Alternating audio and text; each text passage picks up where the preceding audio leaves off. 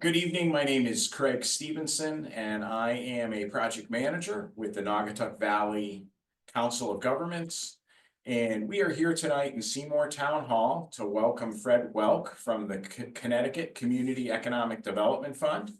And the purpose of tonight's meeting is to provide some information to businesses in the towns of Ansonia and Seymour with regard to accessing business capital to help finance their small businesses.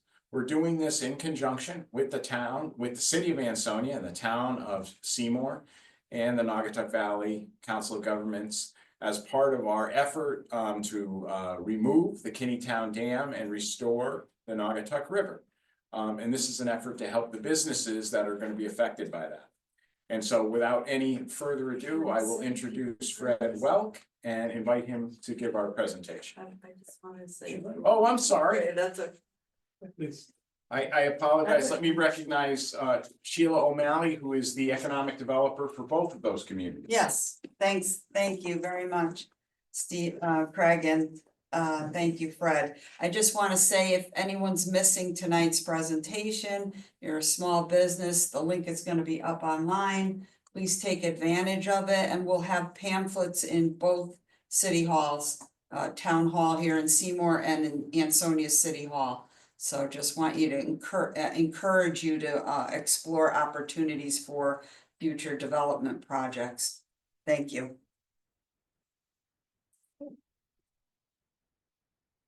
Thank you very much, Craig, and thank you very much, Sheila. I'm working with both a live audience here tonight and an online audience. So everyone will excuse my head turning left or right from time to time as we try to engage with people respectfully here in the room as well. Again, I'm Fred Welk. I'm the Director of Business Education and Communications for the Community Economic Development Fund. Briefly about us, with a little bit more to come later on in the presentation, we are a community lender. We're a nonprofit 501c3. We were originally chartered by our state legislature, but we're an independent nonprofit, not a state agency or quasi-governmental agency. We provide small business loans for businesses that cannot yet get bank financing. The typical reasons for that would be lack of sufficient credit score to meet bank requirements, or it might be because the bank has a requirement for collateral that the borrower can't meet, or it might be because the business is considered too young, perhaps because many banks have a requirement that a business be in operation successfully for 2-3 years. That's a very common requirement. CEDF, on the other hand, is a mission-driven organization to serve those businesses that cannot yet get the bank financing. We happen to be a U.S. Treasury certified CDFI. That's a community development financial institution that causes us to have a requirement to do the majority of our loans to low and moderate income business owners and in underserved communities. And we meet that mission. So we're more flexible in all those respects, and I'll go into more details later. The presentation tonight, I wanted to highlight more than just what I would call an access to capital commercial of sorts for CEDF as a community lender. I wanted to give you some practical information about how to get a business loan, because that might be through a community lender. It might be through a bank at some point. It might be through possibly a credit union. There are a handful of credit unions that do some small business lending. And all of the basic fundamental information that I'll share is useful for being able to climb that ladder over time, because many small businesses are not yet adequately prepared, and that's part of our mission, education, to get small businesses better able to meet those needs and eventually be considered bankable. So let's plow ahead with our information here. Oops, so there we go, too many button pushes. the first question that a small business owner wants to consider is, are you actually looking for the right kind of capital? Because people oftentimes hear about a community lender, especially in this post-COVID era, when there have been a lot of different support programs for small businesses, and there's a sense of confusion over what's available and what should be available for small businesses to help someone either get started or grow. So let's go into a description of these three basic areas and where each one has its own appropriate place. So when we want to talk about grants, the first thing to recognize is that they are typically a very small an amount, at best a few $1,000s. And, although that can be a big help to a business, especially in its early stages, well, that's just not enough to put someone adequately into business to make a living, let's say. Very few businesses can be started with a handful of dollars, and you have to be realistic about what it really takes to move forward. The other thing is that grants are not consistently available. In the pre-COVID era, they were, I would say, pretty darn rare. And then we went through a situation where, again, because of the disruption of the pandemic, because of, I guess, social unrest and corporations choosing to step in and try to mitigate some of those worries, there were all of a sudden a lot of grant programs available to small businesses. However, they are oftentimes very competitive programs with maybe millions of dollars available, but on the other hand, that only went to a few dozen applicants, maybe nationwide. So sometimes the realism of the situation is that it's pretty difficult to get a competitive grant, especially because many of those were aimed at existing businesses as opposed to individuals that want to start up a new enterprise. So again, the COVID era has been a very unusual period. We're kind of fading out of that, and many of the grant programs are fading into the sunset, unfortunately, because the money has just run out with the the federal, state, and local level. So the other consideration is that oftentimes grants require a match. So if you've got $1 to put toward the grant application, then maybe you can get an initial $1, and that can be useful again to the business, but it's hardly something that you can count on to stake the business, and certainly not start one up. So don't expect a first dollar investment from a grant program. The expectation pretty universally is that funders of grants have an expectation that a founder of a business has some skin in the game. And so trying to start from $0 in your bank account is really pretty unrealistic. It would really be more appropriate to have some founders' savings that goes into staking the business from the beginning. So grants, as good as they are not something that we can depend on for beginning our journey through small business. Let's talk about equity here. And again, we need to define our terms. Equity is an investment from another individual in your company. So there are pluses and minuses for equity investment. For instance, one major disadvantage is that you've got a partner now in your business, and that partner, besides wanting a bunch of say maybe in how you're running that operation, is also got a claim on some of the profits. And that's a claim on those profits for as long as they're your partner.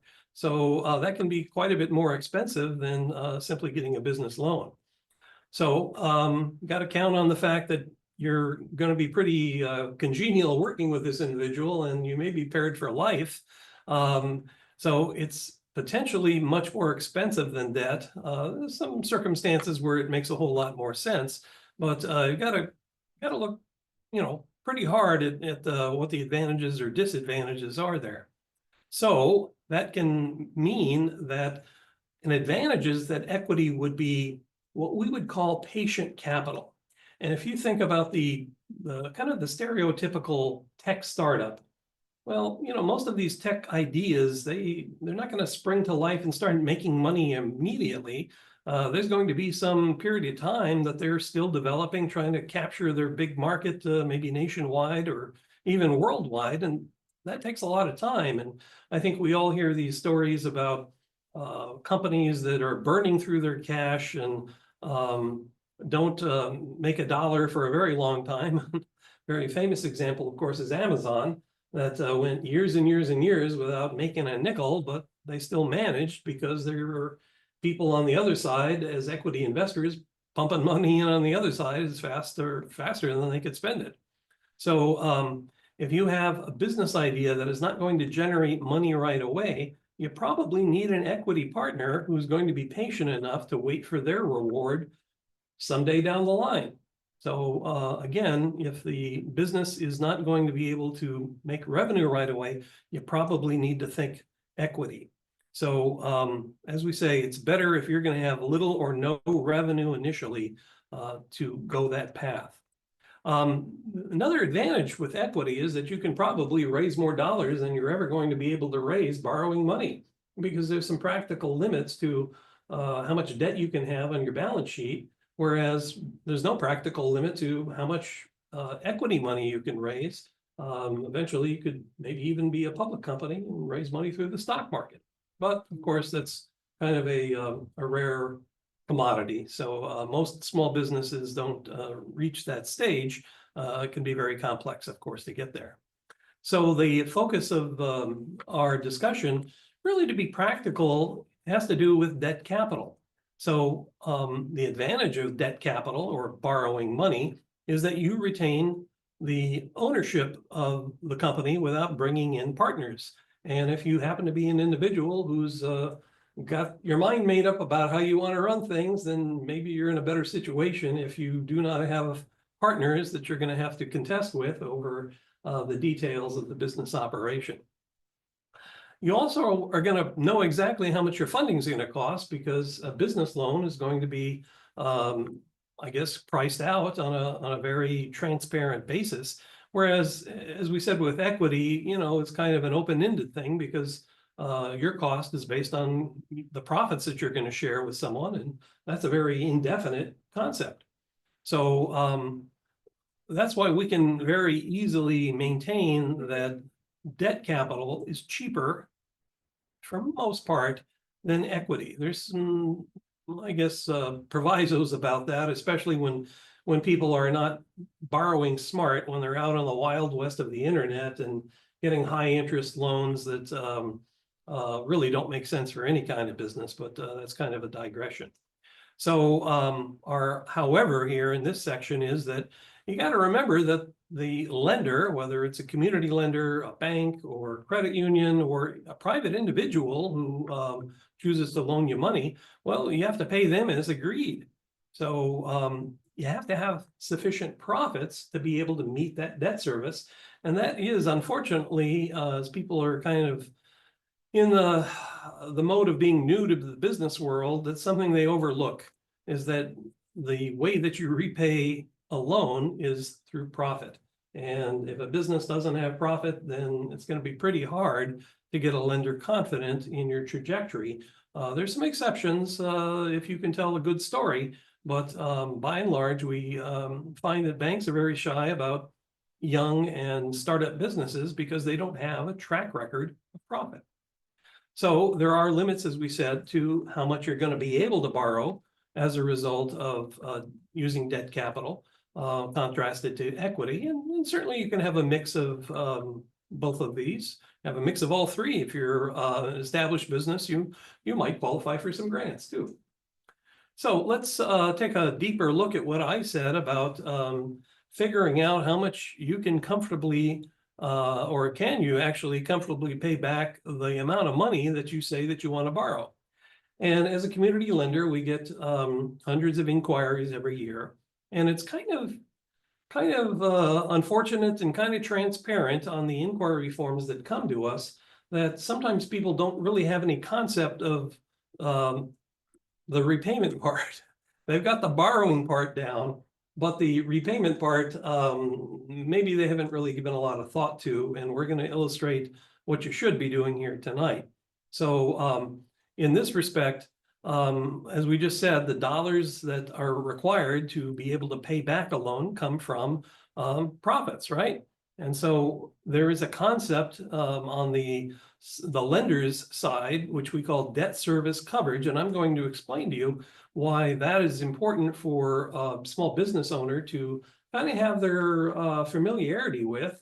You don't have to be an accountant, you don't have to be an experienced lender, but anyone can grasp the concept that I'll explain here because it's so important when you're going to walk in the door and make a loan proposal that you know in advance that you actually have the capability to pay back what you say that you want to borrow. So let's take a little deeper dive into this. So how do we know that debt can be repaid? Well, from the lender's viewpoint, there is a formula.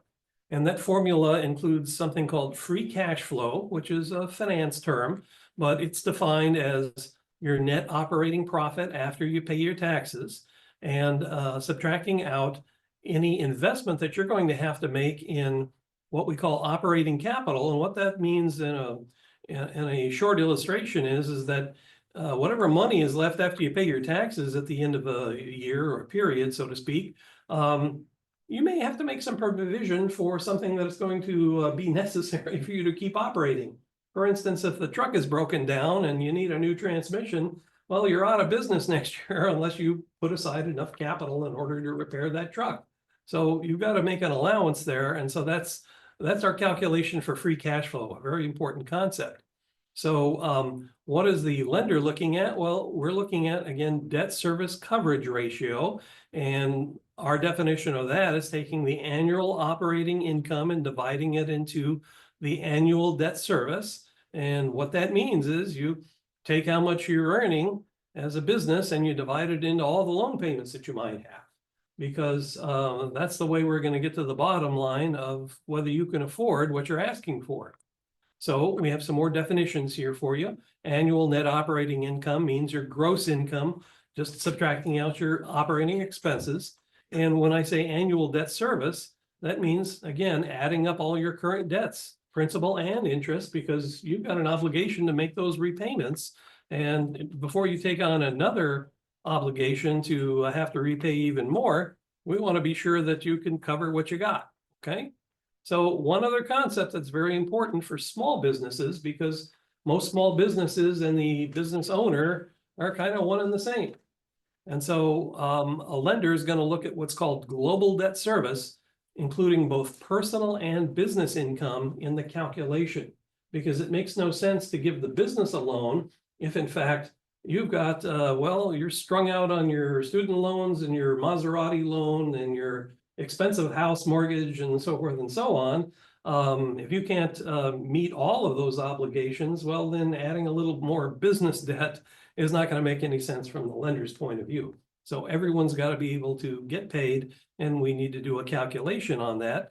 And basically, we got to cover it all and have a little bit of padding on top of that because, well, there's uncertainty in the business world and not everything goes as planned. So that's where our debt service calculation comes from. So the important message that I have here is not so much to, I guess, be a pretend CPA. Get some advice if you need help calculating these things. But before you walk in the door and embarrass yourself by asking for an incredible amount of money that you can't possibly repay when you go to visit your banker, well, let's be sure that you have some idea of kind of how all the numbers work out in advance, because you're going to be a lot more persuasive when you show that you've done your homework. So the other thing that I'm going to suggest is to do a little experiment with something that's easily available online. And I've got a URL here, calculator.net. And so let's take a look at what that could do for you. So this is one of a zillion different loan calculation apps that's out on the internet. And again, if you plug in the amount of money you think you want for your business loan, and you plug in a term in years, typically 3, 4, 5 years, very typical for small business loans. And then you put in an interest rate. I've used 7.5% here because that happens to be our SBA microloan interest rate, which is actually a quarter point below prime rate right now for some technical reasons. But it's a good average to consider, maybe a little higher, because if you're going to the bank's not going to loan to you at prime rate. I mean, that's the rate for the best customers, but they're going to loan to you probably at prime plus 3 points or so.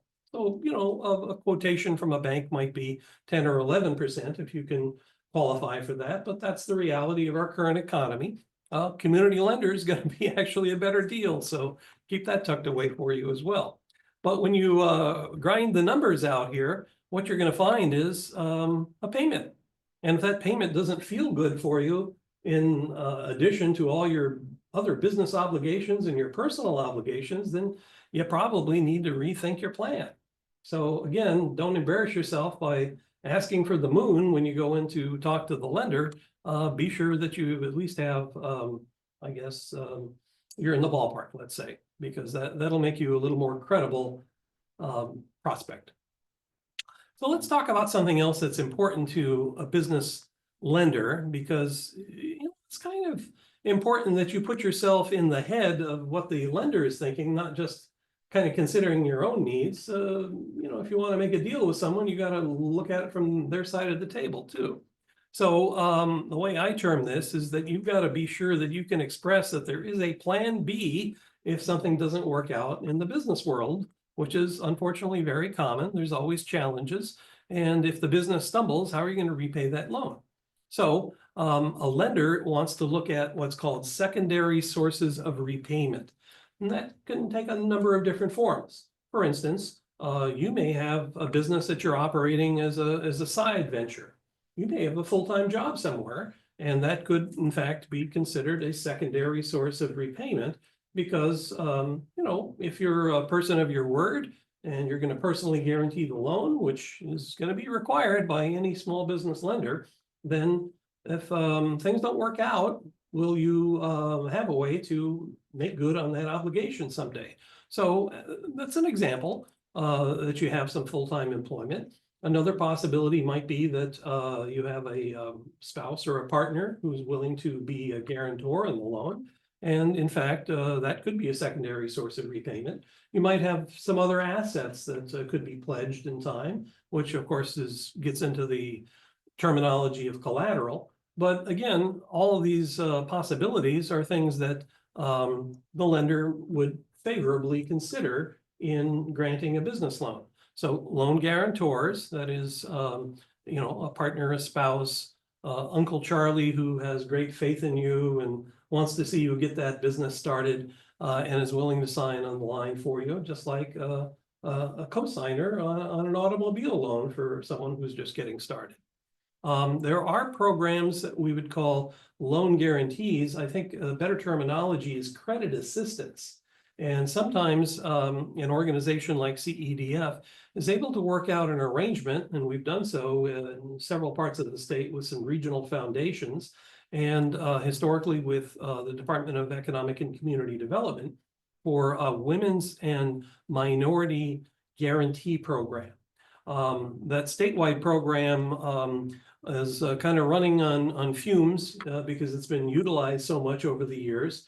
But depending on the location of a business, the Community Foundation of Greater New Haven and the Hartford Foundation for Public Giving in their service areas have some arrangements for credit assistance with CEDF. And in fact, we grant a lower interest rate when we have that partial guarantee on the loan. In fact, if something is to go wrong, let's say someday, that gives us a little more confidence that we wouldn't have a total write-off because there is a credit assistance program in place. So it doesn't cover every borrower in the state, but it can be a very important program. And historically, there have been some arrangements like that with some municipalities around the state as well. So credit assistance programs, can come into play. Collateral, as we said. And certainly banks are going to have a pretty strict requirement on collateral. The old expression was that the banker would loan you an umbrella on a sunny day. because, well, he thought he was well secured. Fortunately, a community lender can be a little more flexible on things like collateral, especially on the smaller loans. Our SBA microloans technically don't have any collateral requirement imposed by the SBA. We're happy to take collateral because it does focus the attention of the business owner on making the business a success. But those larger loans, they start to have a requirement for that simply because we're talking a lot of money. We have an obligation to those sources of funds that in fact, we're doing prudent lending and we have some degree of security for a larger loan request. So a little lesson on how a lender, particularly a banker, is going to evaluate collateral, because what you think may be valuable might not be what the lender thinks. And so here's some examples. First of all, keep in mind that they have internally something called a collateral coverage ratio, which means that an underwriter is going to kind of discount the value of the collateral pledge, because in the real world, things don't always work out the way you think.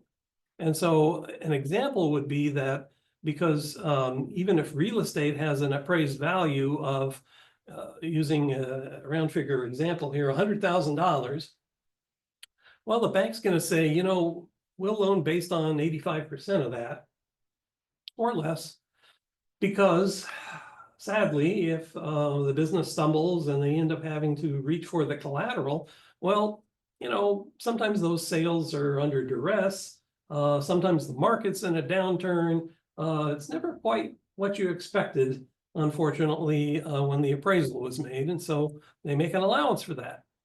New equipment, if that's pledged as collateral, well, it's going to be discounted on the calculation by 25%.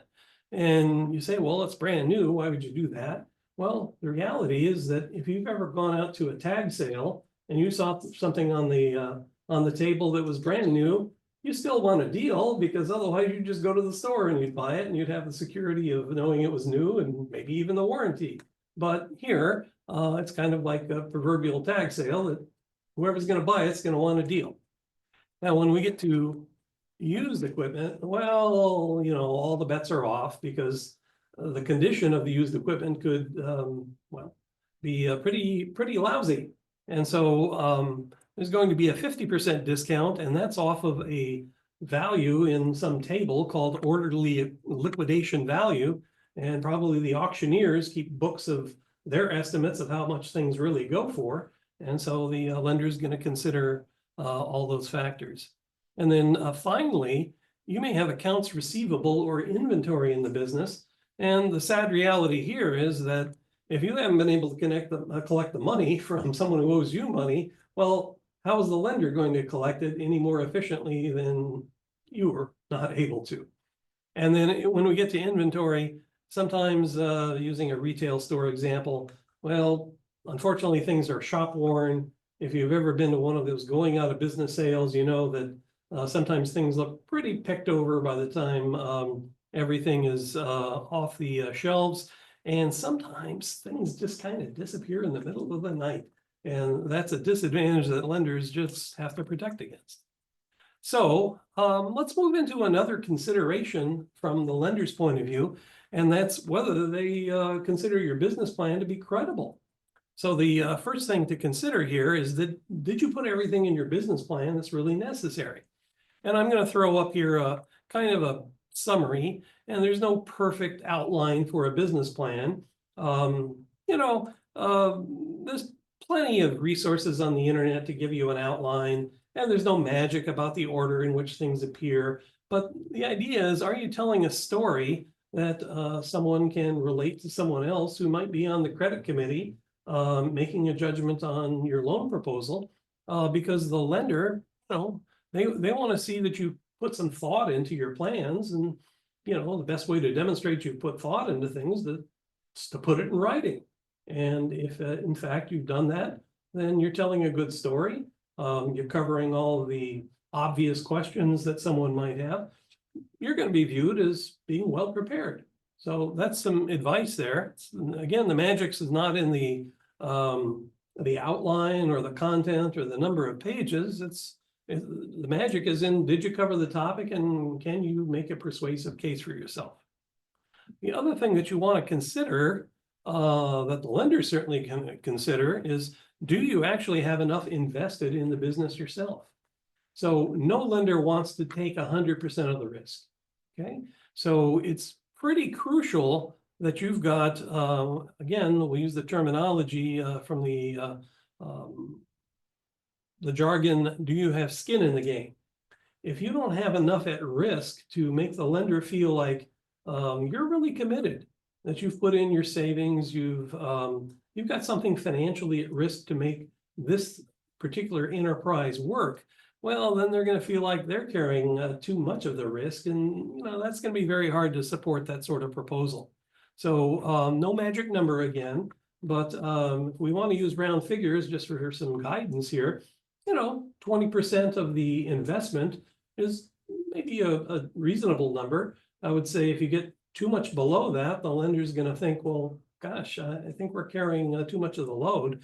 And then there's some industries where I'll be very candid that a community lender, as flexible and as good-hearted as we want to be, we have an obligation to try to protect our loan capital so we can stay in business. And, certain industries like restaurants, like building contractors, they tend to have a history of being rather unstable. And so 20% might not be enough if you're trying to do a startup in one of those industries particularly.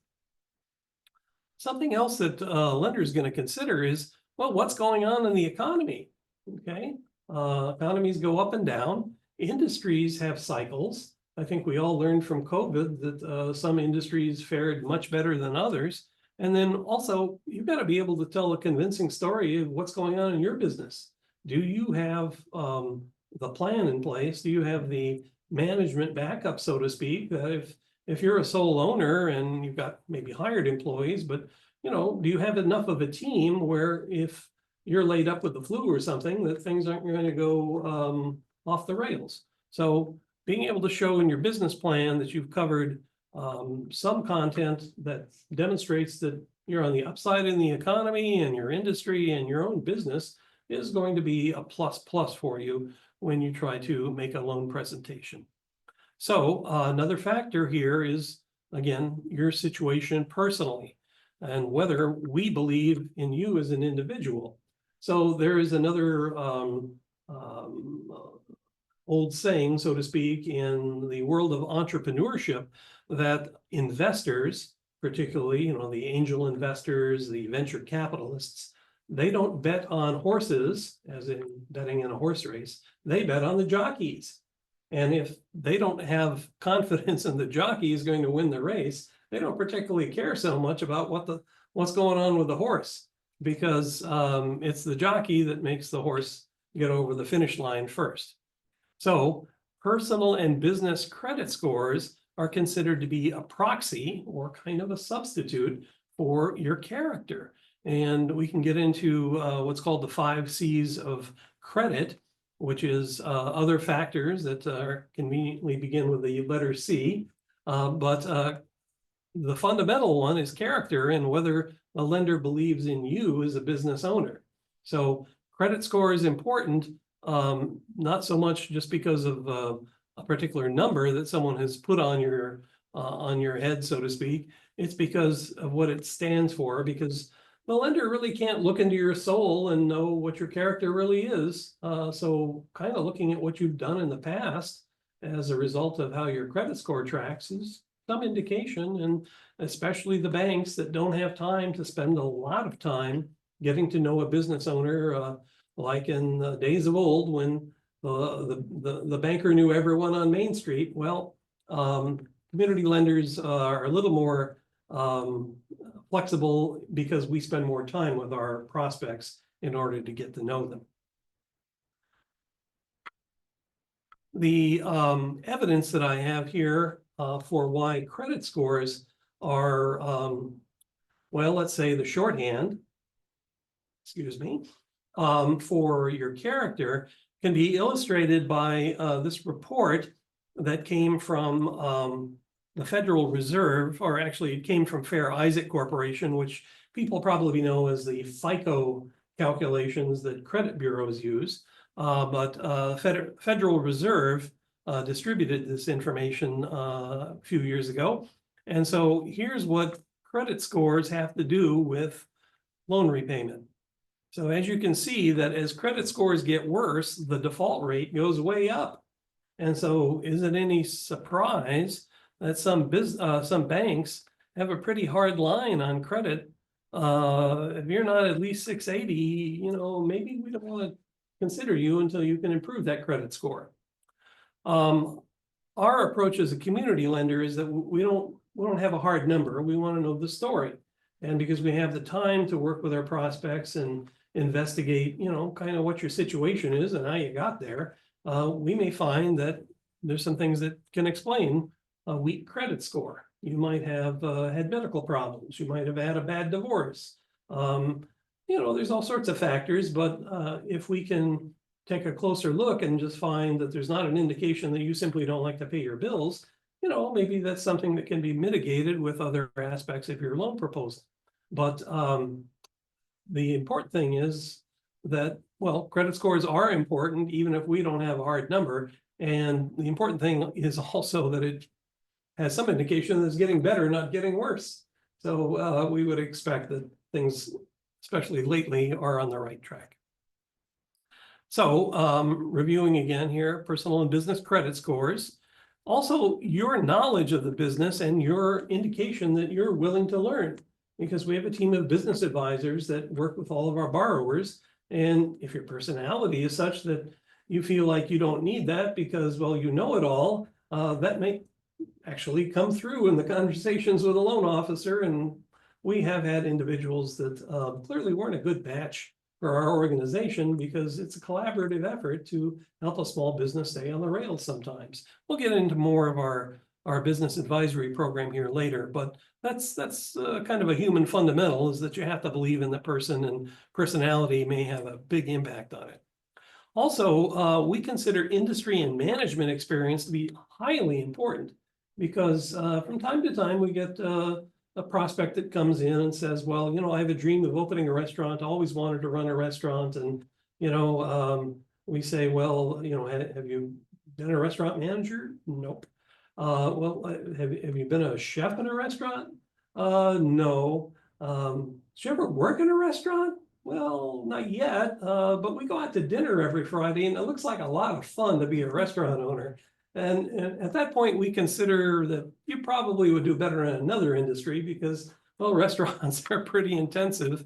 And, you know, that's an extreme example that I'm using to explain why we consider industry experience, either in management or ownership, to be very high indicator of possibility of success. Because if you're spending all of your time learning about all the pitfalls that you didn't consider ahead of time, well, I'm not sure our business advisors can clean up fast enough after you for all the disasters that you may run into. So the other thing that we want to know is that you have some competence in assembling a team. And what that might mean is that when you come with your business plan, you've actually shown that you've got some advisors that you've assembled. And an advisor might be, for instance, that you've got an attorney that you're working with already, that you've got an insurance agent already lined up, that you've got an accountant that's ready to go. And the SCORE organization uses a little acronym called BAIL, because they think it's important that every business owner has BAIL. And what that stands for is banker. And again, you know, not that they've loaned you money, but probably want a relationship with that branch manager for your business checking account. You want to have built that relationship that is on the ground floor, at least. Someday you want to become bankable. And then the A is accountant, and the I is insurance agent, and the L is lawyer. So BAIL is a good way to remember what a team is. And again, if your operation is complex enough where you're not necessarily the individual out in the field making all the sales or behind the counter, you want to be able to show the lender that you've got that under control in terms of management. You've got enough staff and the right supervision to give them the confidence that your operation is going to work well. So we're going to transition now into a description about our organization, and I hope that what I've said in the foregoing is of value to you as you consider your first steps into getting appropriate funding for your business, which for at least what I will call Main Street businesses, especially startups, it usually involves debt capital because well, getting equity investors for grand ideas is challenging. And if you're going to be a business that will actually be able to see some revenue predictably and credibly based on a business plan in, you know, a reasonably short period of time, you might be able to get a lender's support. So we've already talked about the fact that banks have hard lines on credit scores, time in business, and collateral, and that we can be more flexible. So we are proud of the fact that we were put into existence in order to serve the small business community with these sorts of needs. The benefits of working with a community lender like CEDF are that the rates are affordable. And I kind of alluded to the fact that we're in this inverted environment right now because of the ups and downs of interest rates in recent times, where our SBA microloans are actually below prime rate, which, you know, not going to last forever, but they've always been pretty affordable. As far as I've can remember, having worked for the organization for 12 years, we've always been at 7.5% because, well, our rates are capped in this program from the SBA based on our cost of funds. The way we deploy these SBA microloans is that we borrow money from the SBA. And so they got a say on in terms of what our cost of funds are historically, and also what some of the standard operating procedures that we follow are. Okay, so we've already talked about the fact that we have the flexibility to work with people that don't have perfect credit, and that we are mission driven to serve communities and individuals who might be considered underserved under other circumstances. So here's a quick review of the sorts of lending that we can do. Talked already about SBA microloans. We do larger loans also. We do term loans, we do lines of credit, and we do commercial mortgages. So those term loans and those lines of credit go up to $250,000. The microloans stop at $50,000. The term on a term loan can be up to 10 years. On the microloans, that can be up to 6 years. You know, to be candid, many of the loan proposals that we would make would be much shorter terms. And we think that is in the best interest of the borrower for a few reasons. It's also in the best interest of a lender, because the longer you stretch out a term, the more things that can go wrong over the years with the business. But, you know, to reduce the cost of funds to the small business, you know, if we're proposing a shorter term, that's going to save them money. So the source of our funds for our larger loans that are not SBA microloans happens to come from our investors in one of our affiliates that are primarily banks. Of the 25 investor organizations in our loan capital affiliate, 23 of those are banks. And those are the big regional and national banks that everyone would be familiar with. The reason that they make equity investments in a community lender like us is because they get credit with their regulators for working with someone who's working in those communities that they can't directly serve. So we also already reviewed here the difference in the rates. And under most conditions, you know, we might be a couple points higher than a bank, but historically speaking, most of our loans, in my recollection, over the last 12 years have never risen over 10%. And so when you consider the big picture of what else is available out there for small businesses and all the bad choices, I would say that's pretty darn affordable to be right in that range of a commercial bank. So the other thing that we consider to be highly important with our organization is our business advisory services. We pair a business advisor with all of our borrowers for the life of their loan. And the business advisors on our team all happen to have ownership experience with a small business. we think that's pretty darn important. So, you know, it's not just the coaching that we're going to offer in management, marketing, and finance. You know, the emotional component of running a small business can be pretty darn daunting at times. And when you run a business yourself and you pace the floor wondering whether you're going to make payroll on Friday, you're likely to be a little more empathetic as to situation that a borrower is encountering. And I would say here, you know, even years now after COVID, the time comes when we're drying a few tears and helping someone, you know, put one foot in front of the other come Monday morning to carry on, because it's tough being a small business. It's feeling isolation sometimes, and having that individual that you can turn to, even with that late night phone call once in a while that our business advisors take, is an important service. So we're very proud of the philosophy that we have in this regard and the approach that we take. We may be unique in my research among small business CDFIs around the country. I haven't been able to find anyone else that's had a team that all has small business ownership experience. So the other thing that we do is a lot of education, and you're tuned into an example of that right now. We provide our seminars nowadays that we're past the pandemic. We do multi-night workshops. We do webinars. We do online learning courses, which are free. All of the above is free for the most part. Sometimes our QuickBooks workshops have a fee because of our need to hire a qualified instructor for that specialty. But by and large, all the offerings are free. And you don't have to say that the state of Connecticut is just full of resources for small business owners. You just kind of have to avail yourself of those opportunities. Might be the 6 SCORE chapters that the SBA supports. It might be the Small Business Development Center based out of Yukon that has professional advisors stationed around the state. And, you know, a lot of them have very deep specialties, and they've got a lot of software tools that are useful for small businesses that could probably never afford to subscribe to on their own.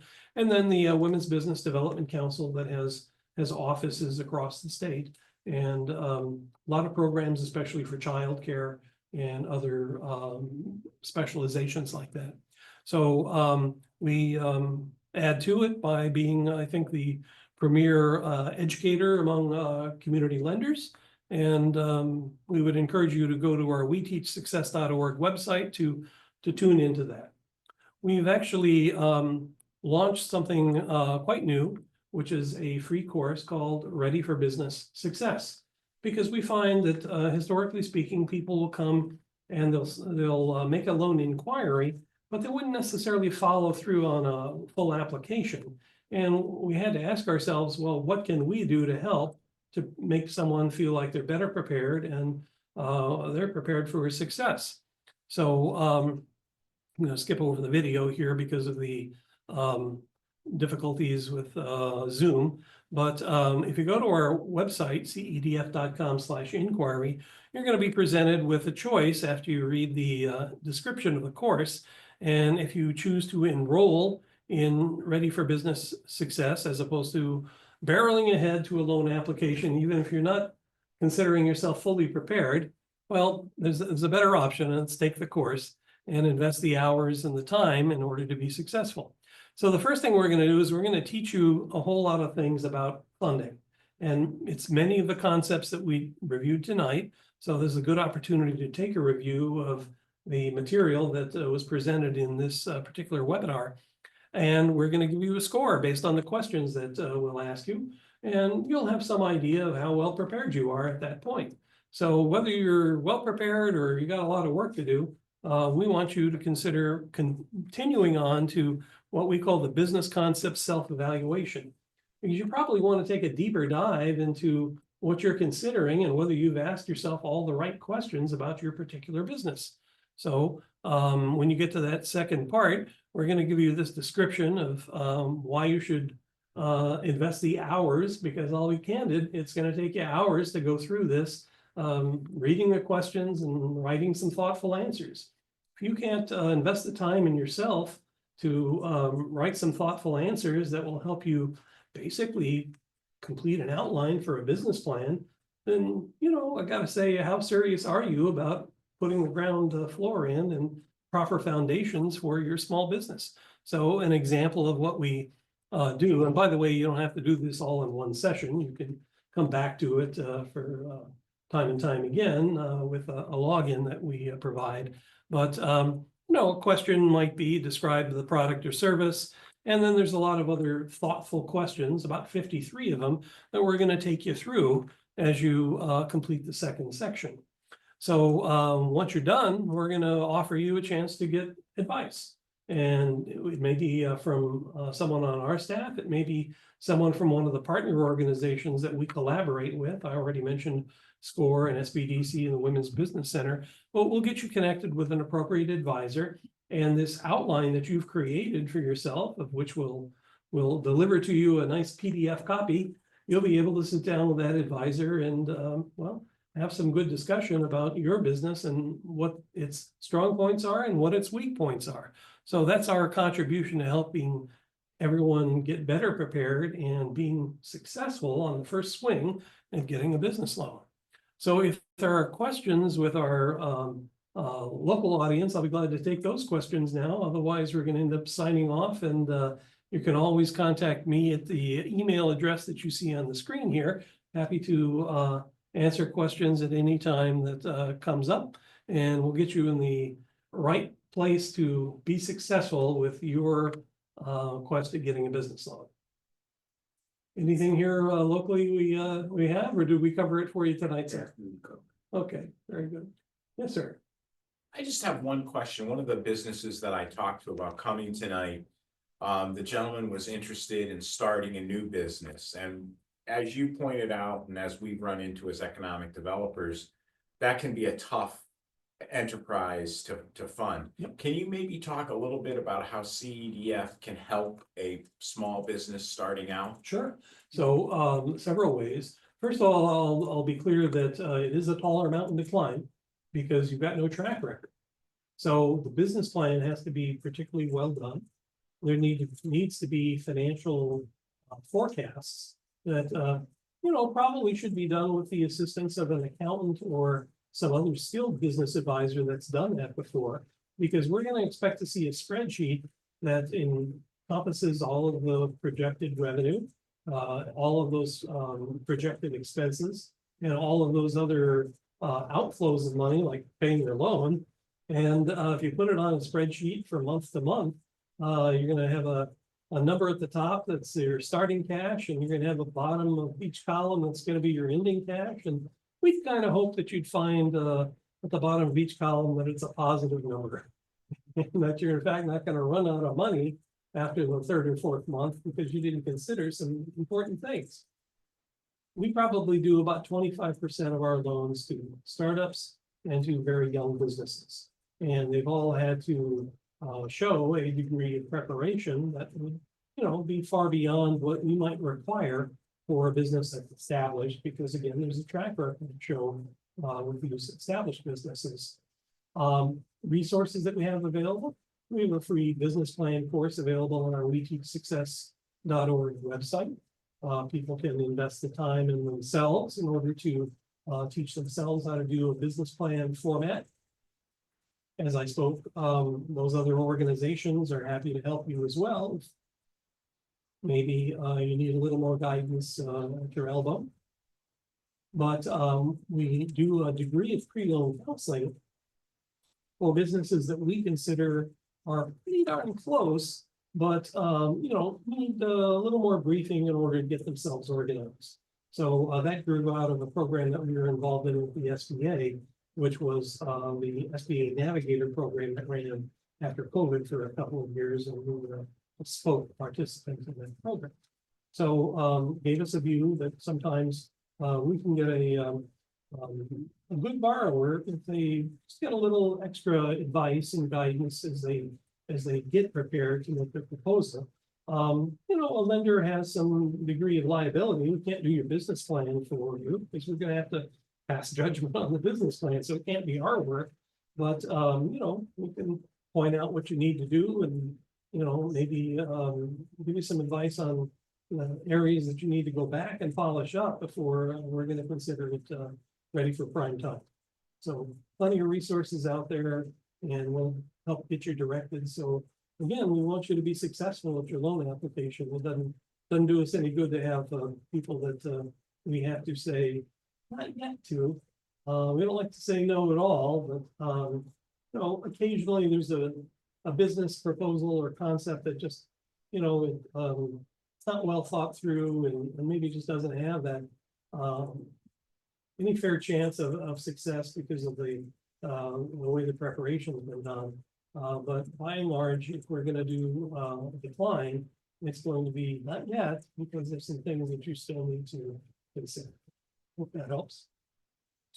Yeah, that's an excellent question, because as an economic development director, there's two questions we get a lot of is, you know, are there any available funds for startup?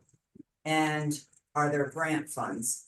And I think I'm seeing a shift in startup money with women and minority owned businesses. They're starting to do some startup loans and grants, and the state too as well with their boost loan fund is Well, starting to there's address- and we are a boost lender. I should have yeah, mentioned that in the so slides. that's good. I think. But the reality there is that the boost program is a cash flow based analysis.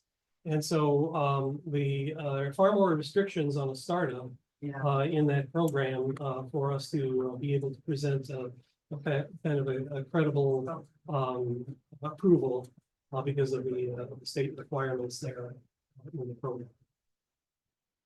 Anything come to mind, second row? So I kind of in and out, but I feel like most of my questions are kind of like just in the last 2 years. Sure. I'm super fresh to all. Yeah. I've had my business for about 7 years. Okay. But I'm just transitioning to like become more professional, I guess.